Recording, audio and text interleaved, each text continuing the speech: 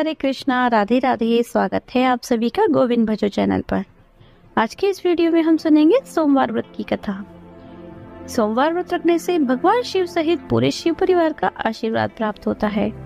इस व्रत को कुंवारी कन्याएं मनचाहे वर प्राप्ति के लिए और सुहागिन महिलाएं अखंड सौभाग्यवती होने के लिए रखती हैं। सोमवार व्रत में भगवान शिव की पूजा के साथ ही व्रत कथा पढ़ना या सुनना बहुत जरूरी माना गया है। तो चलिए कथा शुरू करते हैं। पौराणिक कथा के अनुसार प्राचीन समय की बात है। एक गांव में एक साहूकार रहा करता था। साहूकार धनी था, उसके पास अथाह धन दौलत थी, लेकिन उसकी कोई संतान न थी। साहूकार भगवान शिव को प्रसन्न करने के लिए सोमवार का व्रत रखा करता था।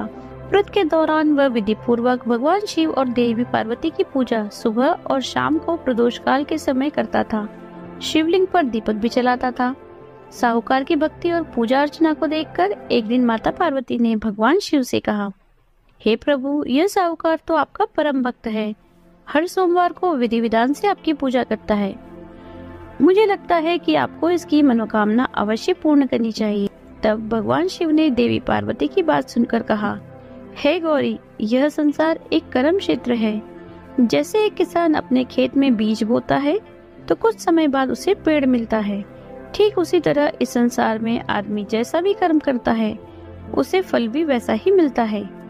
लेकिन माता पार्वती ने भोले भंडारी से दोबारा आग्रह किया और कहा, हे नाथ, फिर भी आप इसकी मनोकामना पूर्ण कर दीजिए, क्योंकि ये आपका परम भक्त है। अगर आप भी अपने भक्तों की इच्छा पूर्ण नहीं करेंगे तो फिर भला भक्त आपकी पूजा आराधना क्यों करेंगे। माता पार्वती के इतना आग्रह करने पर भगवान शिव ने कहा, देवी, यह धनवान साहूकार है और इसका कोई भी पुत्र नहीं है, इसलिए यह सदैव चिंतित रहता है। हालांकि इसके भाग्य में कोई संतान का योग नहीं है, परंतु आपके आग्रह पर मैं इसे पुत्र प्राप्ति का वरदान देता हूँ। लेकिन इसका पुत्र केवल 12 साल तक ही जीवित रहेगा। मैं इससे ज्यादा कुछ नहीं कर सकता। फिर एक रात भगवान शिव ने साहूकार को स्वप्न में दर्शन दिए और कहा कि उसे जल्द ही पुत्र की प्राप्ति होगी, लेकिन उसका पुत्र दीर्घायु नहीं होगा, बल्कि केवल 12 वर्ष तक ही जीवित रह पाएगा। यह बात सुनकर साहूकार ना तो प्रसन्न हुआ और ना ही ज्यादा दुखी हुआ। स्वप्न में सब कुछ जानने के बाद भी साहूकार ने पूजा अर्चना जारी रखी और कुछ दिनों बाद साहूकार की पत्नी गर्भवती हो गई। उसने एक सुंदर बालक को जन्म दिया। बालक के जन्म से घर पर हर्षोल्लास का माहौल था, लेकिन साहूकार खुश नहीं था, क्योंकि उसे पता था उसके बालक का जीवन केवल 12 वर्ष तक का ही है और उसने किसी को भी ये बात नहीं बताई थी। जब वह बालक 11 वर्ष का हुआ तो साहूकार की पत्नी ने बालक के विवाह की बात साहूकार से कही, लेकिन साहूकार ने इस बात से इनकार कर दिया और उसे शिक्षा के लिए काशी भेज दिया। साहूकार ने बालक के मामा को बुलाया और उन्हें पैसे देकर बालक के साथ काशी जाने का आदेश दिया। साहूकार ने मामा भांजे से कहा कि वह काशी जाते समय रास्ते में यज्ञ कराते हुए ब्राह्मणों को भोजन कराते हुए जाएं। दोनों मामा भांजे ने ऐसा ही किया। काशी जाते समय जिस रास्ते से मामा भांजे गुजर रहे थे, वहाँ का राजा अपनी पुत्री का विवाह एक ऐसे राजकुमार से करवा रहा था जो काना था। उधर दूल्हे का पिता इस बात से चिंतित था कि अगर दुल्हन पक्ष को पता चल गया तो राजकुमारी विवाह के लिए मना कर देगी। इसलिए उसने जब साहूकार के पुत्र को देखा तो उसने सोचा कि मैं अपने बालक की जगह तोरण के समय इस बालक को बिठा दूंगा और दुल्हन पक्ष वालों को पता भी नहीं चलेगा। दूल्हे के पिता ने साहूकार के पुत्र को इस बात के लिए तैयार कर लिया और बालक तैयार भी हो गया। इस तरह उस बालक ने दूल्हे के कपड़े पहन लिए और घोड़ी पर चढ़कर तोरण की रस्म पूरी की। तोरण के बाद जब फेरों की बारी आई तो दूल्हे के पिता ने फिर साहूकार के पुत्र से अनुरोध किया कि वह दुल्हन के साथ फेरे भी ले ले, ताकि विवाह संपन्न हो सके और यह बात छुपी रहे। मामा भी राजी हो गए। विवाह समारोह भी संपन्न हो गया। विवाह संपन्न होने के बाद मामा भांजा काशी के लिए प्रस्थान कर गए, परंतु साहूकार के पुत्र ने दुल्हन के कपड़ों पर लिख दिया कि तुम्हारा विवाह तो मुझसे हुआ है, लेकिन तुम जिसके साथ विदा की जाओगी वह एक आंख वाला राजकुमार है। मैं काशी शिक्षा ग्रहण करने जा रहा हूँ। जब राजकुमारी ने यह बात पढ़ी तो उसने राजकुमार के साथ जाने से इनकार कर दिया। अपने पिता से कहा, यह मेरा पति नहीं है, मेरे पति शिक्षा ग्रहण करने काशी गए हुए हैं। जब सब जगह ये बात फैल गई तो मजबूरी में दूल्हे के पिता ने सारी बात बता दी और दुल्हन के पिता ने फिर बेटी को भेजने से इनकार कर दिया। इधर मामा भांजे दोनों काशी पहुंच गए और बालक शिक्षा ग्रहण करने लगा। तब मामा ने यज्ञ करना शुरू कर दिया। जब साहूकार का पुत्र 12 वर्ष का हुआ तब उसने एक दिन अपने मामा से कहा कि उसकी तबीयत ठीक नहीं है और वह सोने जा रहा है। साहूकार का पुत्र अंदर सोने के लिए कमरे में गया तो उसकी मृत्यु हो गई।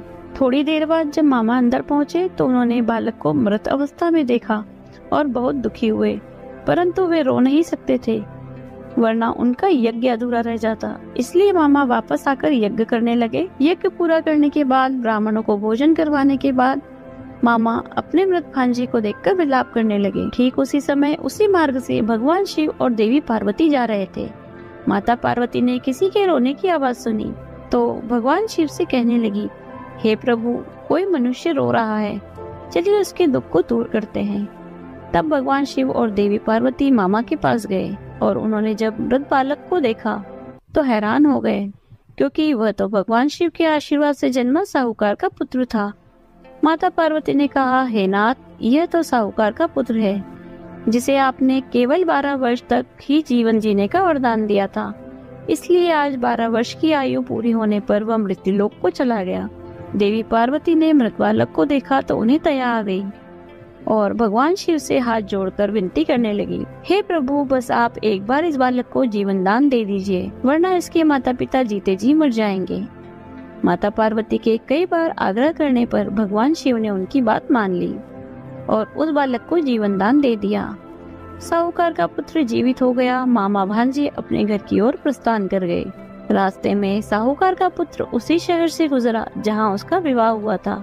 दुल्हन के पिता ने बालक को पहचान लिया और मामा भांजे को लेकर महल में आ गए। दुल्हन के पिता ने एक समारोह किया और अपनी पुत्री को धूमधाम से साहूकार के पुत्र के साथ भेज दिया। उधर जब साहूकार का बालक अपनी पत्नी के साथ घर पहुंचा तो उसके माता पिता अंदर कमरे में बंद होकर बैठे थे। वे सोच रहे थे कि अगर उनका पुत्र सही सलामत वापस नहीं लौटा तो वे भूख प्यास से अपनी जान दे देंगे। तभी बालक के मामा ने कमरे के बाहर आकर उन्हें बताया कि उनका पुत्र जीवित है और विवाह करके वापस आया है। साहूकार ने बालक को जीवित देखा तो खुशी से उसका स्वागत किया और साहूकार का परिवार इस प्रकार खुशी खुशी जीवन व्यतीत करने लगा। यह सब भगवान शिव की कृपा और सोमवार व्रत का ही प्रभाव था कि साहूकार का पुत्र अल्पायु होने के बाद भी दीर्घायु को प्राप्त हुआ। इस प्रकार जो भी भक्त सच्चे मन से भगवान शिव की पूजा करके आज के दिन इस कथा को पढ़ते अथवा सुनते हैं, भगवान शिव उनके सभी दुख दूर करते हैं। इस कहानी को पढ़ने वाले, सुनने वाले, हुंकारा भरने वाले सभी की मनोकामना पूर्ण करते हैं। बोलिए शिव शंकर भगवान की जय, माता पार्वती की जय। ऐसी समाधि लगाई रे मेरा भोला न जागे, ऐसी समाधि लगाई रे मेरा भोला न जागे, भोला न जागे शिव शंकर न जागे, भोला न जागे शिव शंकर न जागे, ऐसी समाधि लगाई रे मेरा भोला न जागे।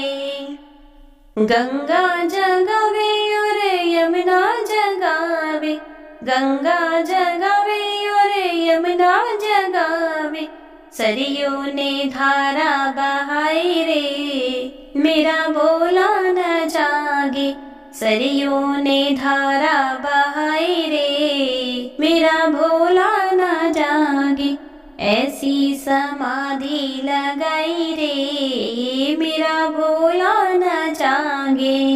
चंदा जगावे और तारे जगावे, चंदा जगावे और तारे जगावे, सूरज ने किरणें फैलाई रे मेरा भोला न जागे, सूरज ने किरणें फैलाई रे मेरा भोला न जागे।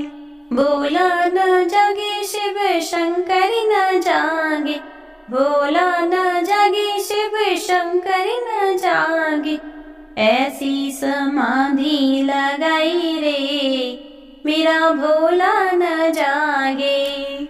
ब्रह्मा जगावे और विष्णु जगावे, ब्रह्मा जगावे और विष्णु जगावे, नारद ने वीणा बजाई रे, मेरा भोला न जागे। नारद ने वीणा बजाई रे, मेरा भोला न जागे। भोला न जागे शिव शंकर न जागे, भोला न जागे शिव शंकर न जागे। ऐसी समाधि लगाई रे, मेरा भोला न जागे। राम जगावे और लक्ष्मण जगावे, राम जगावे और लक्ष्मण जगावे। हनुमत ने चुटकी बजाई रे, मेरा भोला न जागे।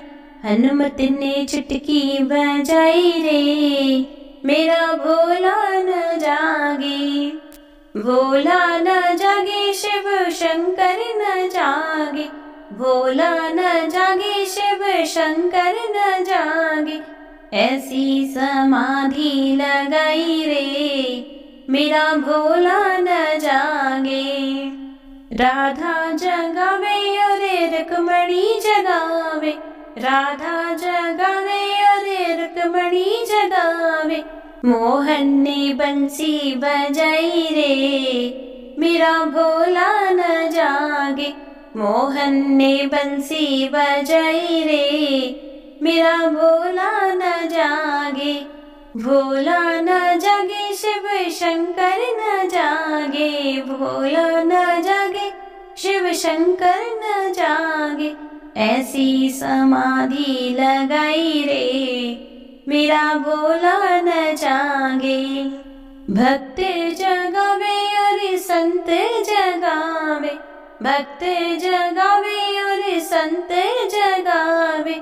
सखियों ने राम धुनी गाई रे, मेरा भोला न जागे। सखियों ने राम धुनी गाई रे, मेरा भोला न जागे। भोला न जागे शिव शंकर न जागे, भोला न जागे शिव शंकर न जागे। ऐसी समाधि लगाई रे, मेरा भोला न जागे। ऐसी समाधि लगाई रे, मेरा भोला न जागे। आज की वीडियो अगर आपको अच्छी लगी हो तो लाइक कीजिए, शेयर कीजिए। यदि आप चैनल पर नए हैं तो चैनल को सब्सक्राइब कर लीजिए। बेल आइकन को प्रेस कर दीजिए जिससे नई वीडियोस की नोटिफिकेशन आपको तुरंत मिल जाए। मिलते हैं ऐसे ही अगले वीडियो में। हरे कृष्णा, राधे राधे।